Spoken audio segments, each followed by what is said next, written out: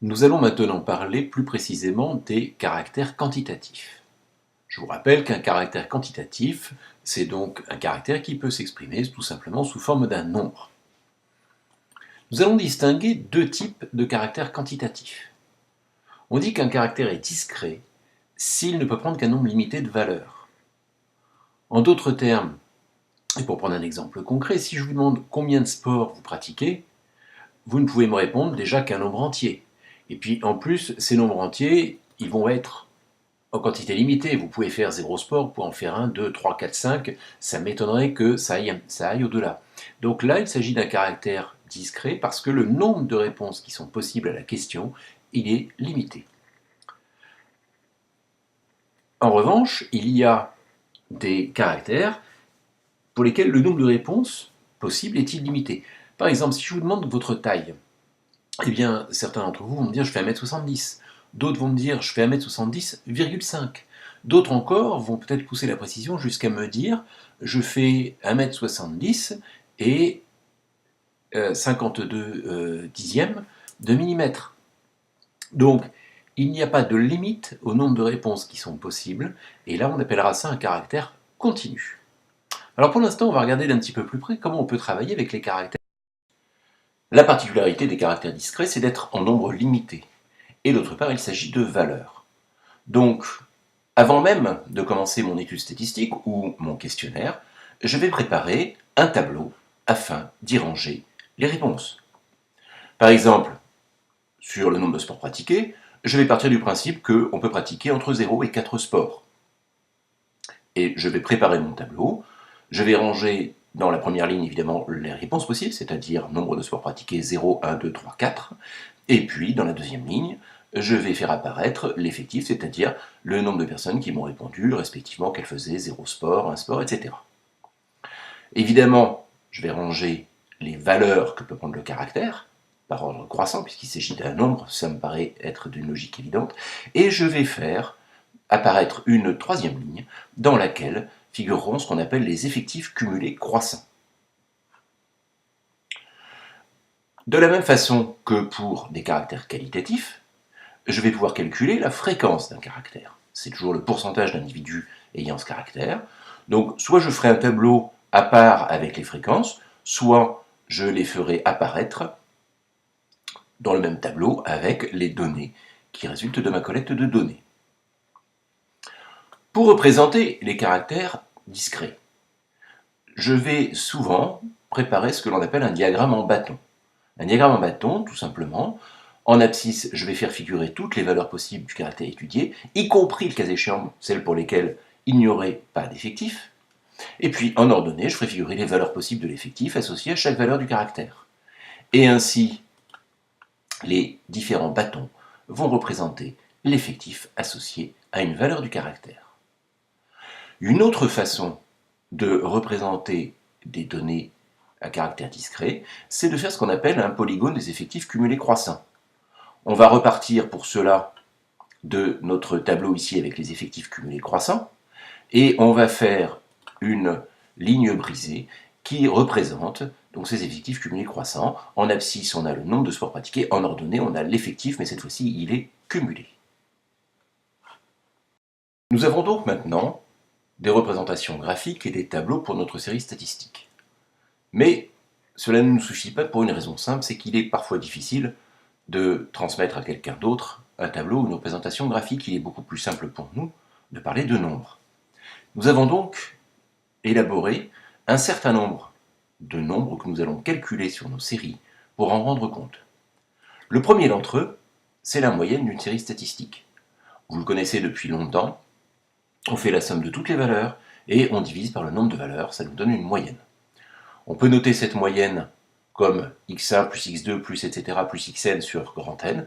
On peut aussi, et c'est une notation que je vous propose d'assimiler cette année, dire que c'est 1 sur n fois la somme notée sigma de pour i égale 1 à n des valeurs xi. Pour calculer la moyenne, lorsque les données sont dans un tableau, on a une solution qui est très simple, qui consiste dans chaque colonne à créer une ligne où on va faire le produit de la valeur de la caractéristique étudiée par l'effectif. Et ainsi, en faisant au bout de cette ligne-là la somme des valeurs obtenues, des effectifs multipliés par les valeurs, et en divisant par l'effectif total, on a tout de suite la moyenne.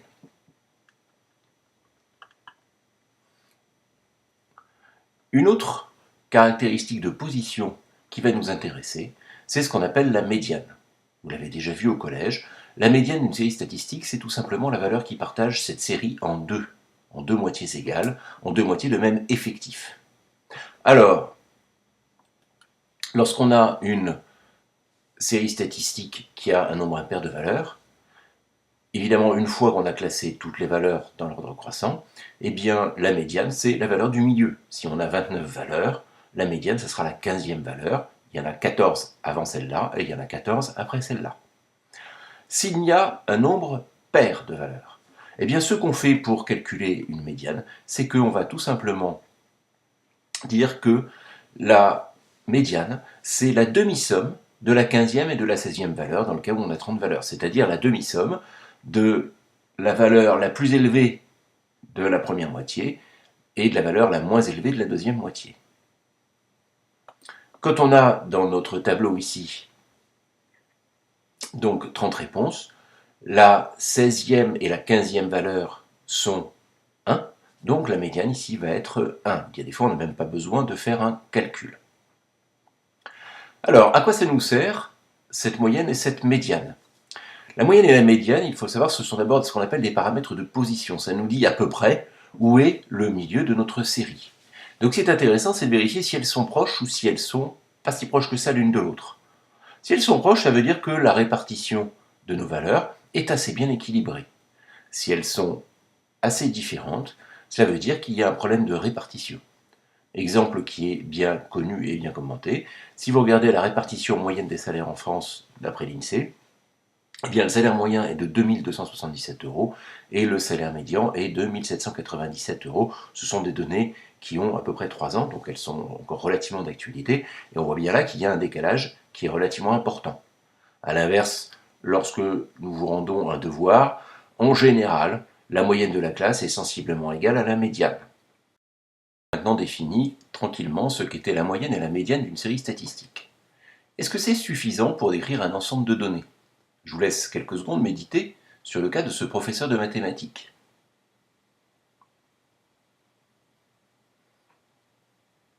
Si la moitié de sa classe pense que 2 plus 2 font 3 et l'autre moitié pense que 2 plus 2 font 5, eh bien la moyenne des réponses c'est 4. La médiane également. Est-ce que pour autant dire que la moyenne et la médiane sont 4 suffit à décrire sa classe? Bien sûr que non. Donc on s'aperçoit que la moyenne et la médiane, qui sont ce qu'on appelle les indicateurs de tendance centrale, ne sont pas suffisants pour décrire complètement une série statistique. Il va falloir que nous nous intéressions à ce que l'on appelle la dispersion, c'est-à-dire le fait de savoir si les données sont proches ou pas de cette tendance centrale. Le premier indicateur de dispersion que nous allons étudier, c'est l'étendue. L'étendue d'une série statistique, c'est la différence entre la plus grande et la plus petite valeur prise par le caractère étudié. Si l'on reprend notre exemple du nombre de sports pratiqués, la plus grande valeur c'est 4, la plus petite valeur c'est 0, donc l'étendue de cette série ce sera 4. Nous allons compléter cette première caractéristique par la détermination des quartiles. Les quartiles, je pense que vous les avez déjà rencontrés au collège. Donc ils sont définis de façon assez simple. Le premier quartile d'une série, c'est la valeur Q1, telle qu'un quart au moins des données soit inférieur ou égal à Q1. La seule chose dont il faut faire attention, c'est qu'un certain nombre de fois, nous n'avons pas évidemment un quart des données qui va tomber sur un nombre entier. Donc on va simplement faire un arrondi par excès. Prenons l'exemple que je vous ai soumis depuis le début. Un quart de la population de 30 personnes, ça fait 7,5. Eh bien, je vais arrondir par excès, je chercherai la 8e valeur. Ici, la 8e valeur, c'est 0. Donc, mon premier quartile est 0. De la même façon, on va définir le troisième quartile comme la valeur telle que 3 quarts au moins des données sont inférieures ou égales à Q3. Si l'on revient sur notre exemple ici de nombre de sports pratiqués, eh bien 3 quarts de la population ça fait 22,5. De la même façon, je vais faire un arrondi par excès, donc je vais chercher la 23e valeur, il se trouve que c'est 2. Maintenant que j'ai calculé le premier et le troisième quartile, eh bien je vais pouvoir aisément calculer ce qu'on appelle l'écart interquartile, c'est-à-dire tout simplement la différence entre le troisième quartile et le premier quartile. Ici, on avait le premier quartile qui était égal à 0, le troisième quartile qui était égal à 2, l'écart interquartile est donc égal à 2. Ce qui est intéressant, c'est de calculer le rapport entre l'écart interquartile et l'étendue de la série.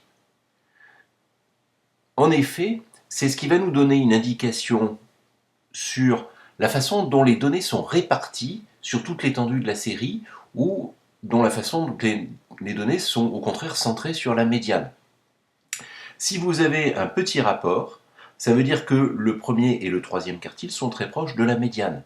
Et ça veut dire par conséquent que les valeurs extrêmes de la série, qui vont agrandir le dénominateur de votre fraction, eh bien, sont plutôt de l'ordre des anomalies statistiques. À l'aide de ces paramètres de position et de dispersion, nous allons pouvoir imaginer une nouvelle façon de représenter une série statistique. C'est ce qu'on appelle le diagramme en boîte. Dans ce diagramme, nous allons faire figurer tous les éléments que nous avons vus précédemment, c'est-à-dire les mini et les maxi, les quartiles et la médiane. Ce que j'appelle ici Q2 étant ni plus ni moins la médiane. Donc nous avons évidemment aux deux extrémités de ce diagramme le mini et le maximum, 3 et 18. Nous avons ensuite, et c'est ce qui constitue un peu en quelque sorte la boîte, les premier et troisième quartiles et la médiane, c'est-à-dire Q2 égale 11. Souvent, vous entendrez parler de boîte à moustaches. Une boîte à moustaches, pourquoi? Parce que vous avez une boîte et vous avez des moustaches qui représentent les extrêmes. C'est une représentation qui est assez intéressante lorsqu'on veut comparer deux séries statistiques. Supposons que j'ai un deuxième contrôle sur la même classe de seconde, avec un mini à 6, un maxi à 20, un premier quartile toujours à 7 et un troisième quartile à 12. Quand je donne ces valeurs de façon orale, on peut avoir l'impression que les choses vont beaucoup mieux, puisque le mini a augmenté, le maxi a augmenté aussi, et en réalité, c'est pas du tout ça. C'est-à-dire que si je superpose les deux données, eh bien je me rends compte que globalement, la boîte, c'est-à-dire une bonne moitié de la population, elle est un petit peu en dessous de ce qu'elle était sur le contrôle précédent.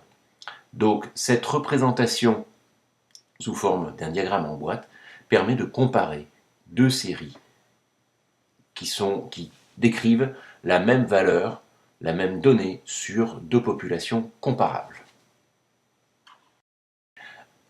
Avec toutes ces données, nous avons trouvé donc un certain nombre de façons de représenter une série statistique et nous commençons à être capables de bien décrire comment cette série se comporte, c'est-à-dire est-ce qu'elle est bien centrée sur sa moyenne, sa médiane, ou au contraire est-elle relativement dispersée.